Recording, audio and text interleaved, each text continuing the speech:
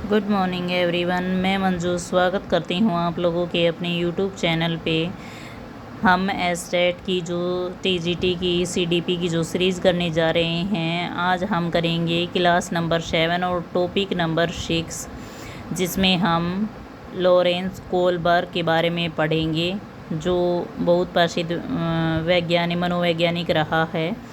इसने नैतिक विकास का सिद्धांत दिया है। तो जानते हैं कुछ लॉरेंस कोलबर्ग के बारे में। तो ये अमेरिकी वैज्ञानिक था और ये जो है वो जीन पियाजे से प्रभावित था। इन्होंने जीन पियाजे से ही रिलेटिव आगे विकास के जो चरण दिए हैं, जो सिद्धांत दिए हैं, वो तीन चरणों में नैतिक विकास का जो सिद्धांत बताया है वो 3 चरणों में बताया है। 25 अक्टूबर 1927 में इनका जन्म होता है और 19 जनवरी 1987 को इनकी मृत्यु हो जाती है। ये लगभग 60 साल तक जिए हैं। इनके बारे में बताया जाता है कि ये किसी बीमारी से पीड़ित थे, इसलिए इन्होंने आत्महत्या कर ली थी। इनकी जो मृत्यु हुई थी वो नॉर्मल मृत्यु नहीं हुई थी, इन्होंने आत्महत्या की थी। तो इन्होंने विभिन्न नियमों के बारे में बताया है। नैतिक यथार्थवाद के नियम के बारे में बताया है। इन्होंने नियम अपरिवर्तनशील होते हैं और नैतिक यथार्थवाद का जो नियम है वो देवी तुल्य नियम है। अगला है नैतिक दुविधा। नैतिक दुविधा जब बच्चा 2 चीज़ों से भ्रमित हो जाता है।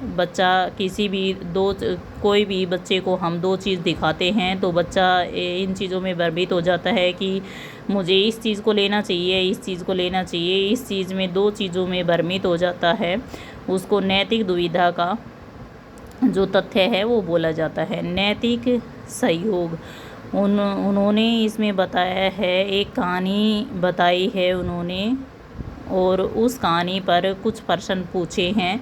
सभी प्रश्न उन्होंने लड़कों के बारे में ही पूछे हैं।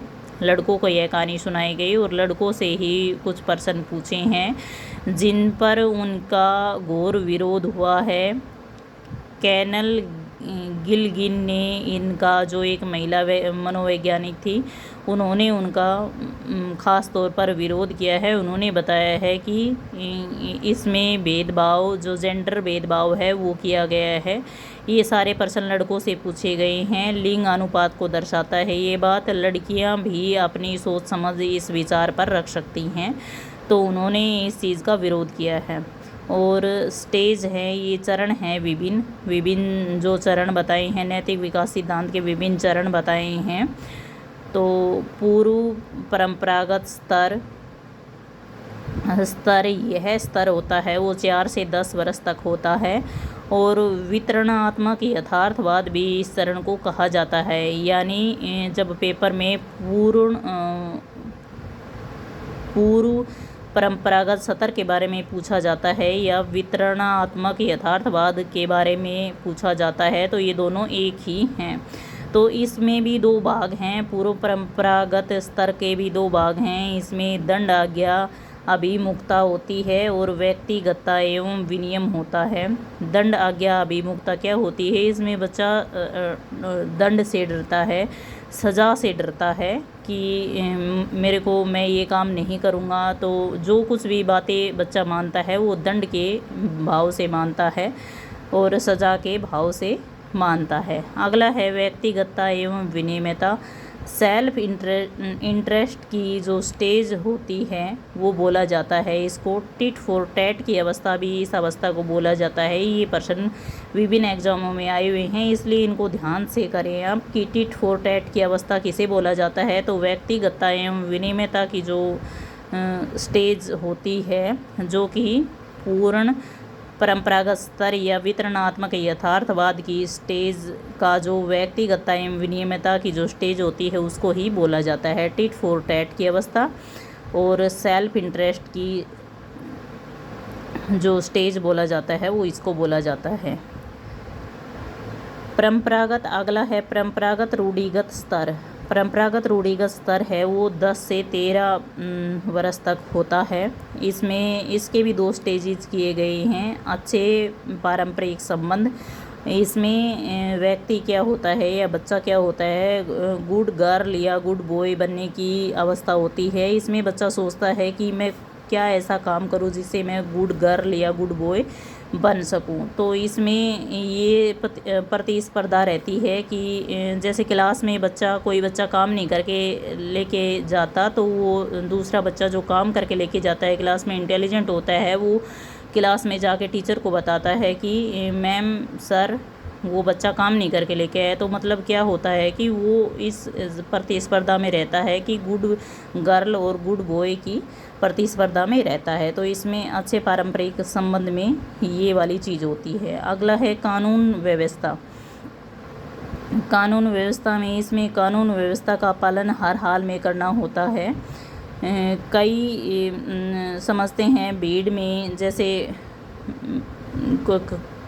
कोई भी यातायात, जैसे ज़्यादा भीड़ होती है वहाँ यातायात को जो होती है वो एम्बुलेंस को नहीं जाने देती, मतलब नियम हैं, वो नियम हैं। और जो अच्छे पारंपरिक संबंध में जो होता है वो व्यक्ति इन चीज़ों को छोड़कर कि किसी व्यक्ति की जान चली जाएगी, इसलिए उन चीज़ों को जाने देता है। तो कानून व्यवस्था में ये होता है कि कानून के हिसाब से सारा कुछ करना होता है, चाहे उसके लिए उनको कैसी भी सज़ा भुगतनी पड़े।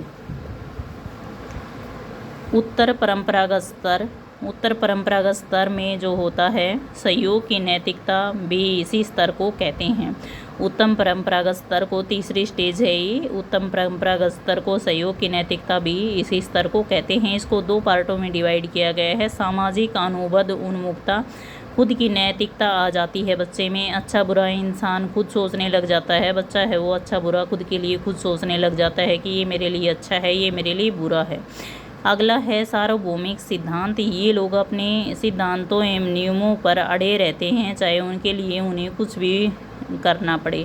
इसका एक मुख्यतः उदाहरण हम ले सकते हैं कि जैसे भगत सिंह आज़ादी के लिए अपने देशभक्तों के लिए डटकर लड़े, देश के लिए डटकर लड़े, जबकि उनको पता था कि अंग्रेज़ उनको कठिन से कठिन यातना देंगे, सज़ा देंगे, यहाँ तक कि मृत्युदंड भी दे सकते हैं। फिर भी वो अपने लिए सार्वभौमिक सिद्धांतों एवं नियमों पर अड़े रहे और देश को आज़ाद कराने में उन्होंने हमारी मदद की।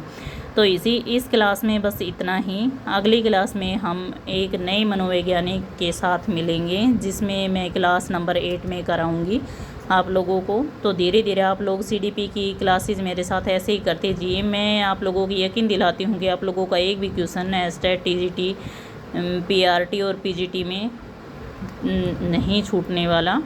तो अगर आप लोगों को मेरी वीडियो पसंद आती है तो प्लीज़ वीडियो को लाइक, शेयर एंड सब्सक्राइब कीजिए। Bye and take care.